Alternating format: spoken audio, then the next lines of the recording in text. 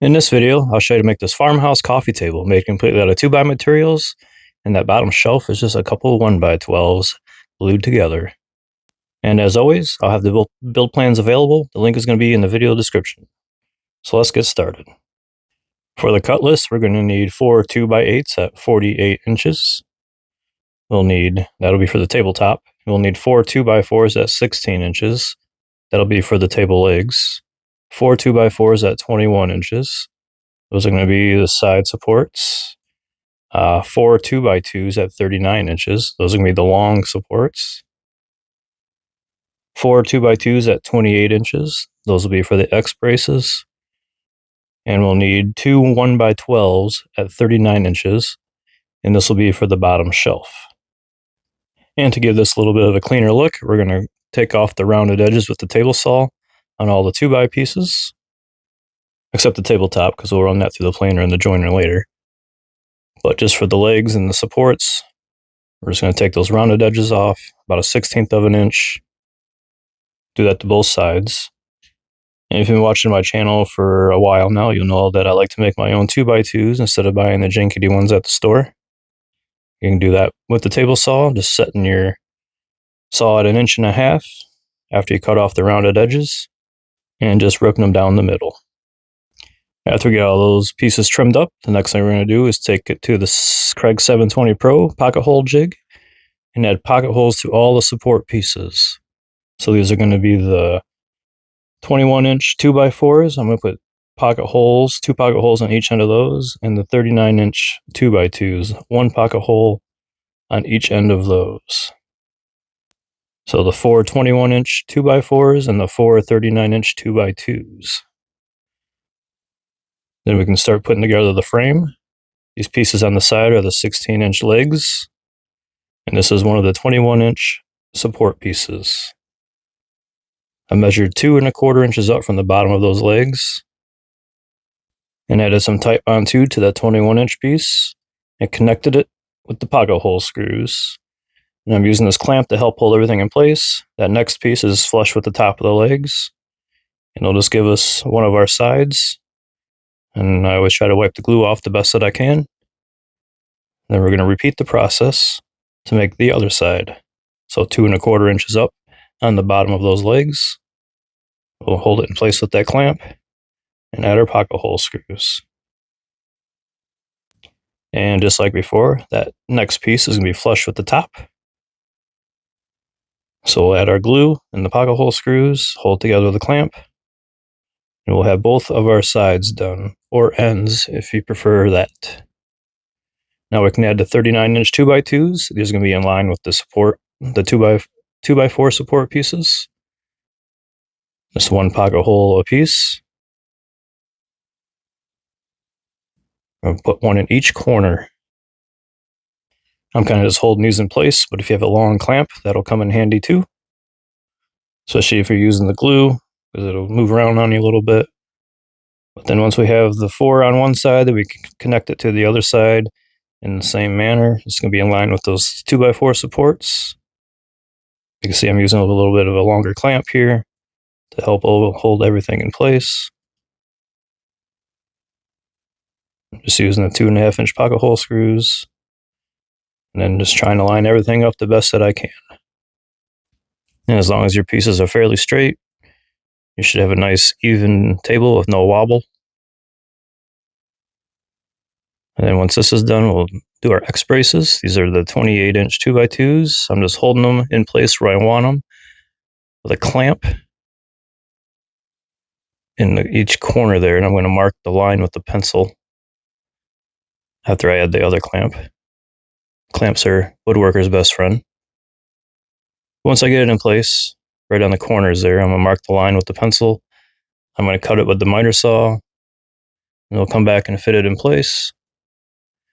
And then we'll do the same thing for the cross piece. This time it's going to have 4 lines, the 2 corners, and 2 lines around the piece that we just installed. We'll cut that, put everything in place. I'm just using the wood glue to hold this all together.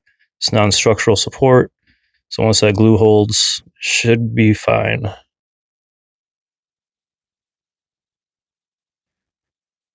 And I painted it white. I think this is Pure White by Behr. I'm using my Wagner paint sprayer. And then for the tabletop, I'm using my Wahuda joiner. These are the 2x8s, are about 48 inches long, 4 feet long. Just trying to get it nice and flat on one end, around one bottom surface, and then on the side. Do this on all 4 of those boards. Come back with the table saw, trim up one edge of each of these boards. Then we'll move it over to the planer. We'll do a couple passes on the planer to get everything where we want it. I like my tabletops a little bit thinner for these end tables. Then we'll do the glue up. I'm just using Titebond 2 and my trusty Titebond glue brush. Just glue this together in a panel. And we'll clamp it up and let it sit for a while. And the trick here to get a nice clamp is you don't want to clamp it too hard. Just a little firm clamp. If you clamp it too hard, it'll bow. Especially on these 1x pieces. This is the bottom shelf, the 2 1x12s. Doing the same thing there. Once it's all dry, I'll come back and trim the edges. Give it a nice flush edge. So, on those glue ups, your boards are always moving around, so nothing ever comes out perfect. So just trim it up with a circular saw. Then I do a round over. I like to do my round over on the top and bottom of the tabletop. And we'll sand the crap out of it. I'm starting with 80 grit sandpaper. Then I'll move to 120. Once it's all sanded, I like to wipe everything clean with some mineral spirits. It removes all the sawdust and anything else that might be on the tabletop before we add the stain. And it also works as a pre-stain conditioner, I believe. Instead of just buying a can of the pre-stain conditioner, I'd much rather use the mineral spirits. And before we add the stain, we're going to add pocket holes to the bottom shelf. And my stain of choice is the Weathered Gray by Varathane. It's one of my favorite stains. Highly underrated. It's a very nice gray color. I'm using a cheap foam brush to apply this. I like to do a nice heavy coat. And then by the time I get done with it, I'll just take some paper towel and wipe it clean a couple times. It's a nice even coat.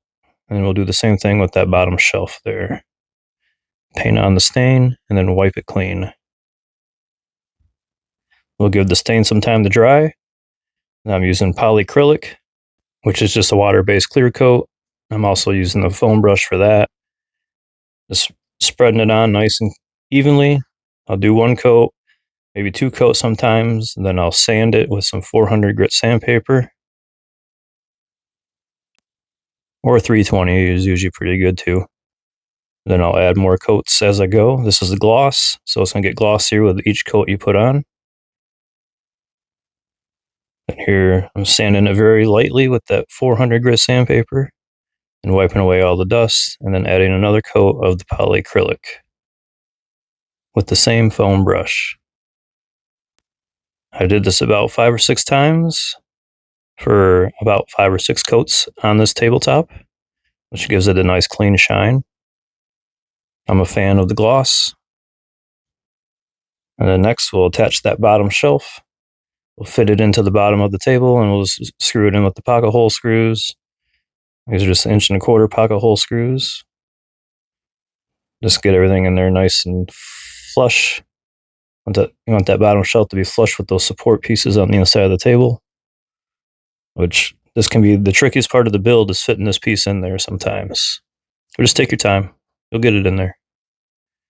Now I'm using my biscuit joiner here to cut some slots into the side of the table. These are going to be for the tabletop fasteners that I'm going to use to attach the tabletop, which are these L-shaped clips. I'll show you here in a minute. Here's the slots that I cut. And the tabletop fasteners, these L-shaped clips, you put the non-screw hole in to the slot and then you screw it into the tabletop, if that makes sense. This allows for wood movement and it won't crack your tabletop during seasonal temperature changes.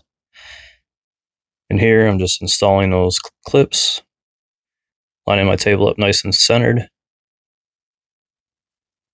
And I just use I pre-drill my holes for this, and then I use a screwdriver usually to put the screws in, because the screws that come with these clips strip out pretty easy, and I found that it's just easier to use a screwdriver when it comes time to do this step. But I think I'm using my drill here. If you're careful, the drill works fine. And just like that, we have our farmhouse style coffee table. If you like this video, don't forget to like and subscribe. And as always, thanks for watching.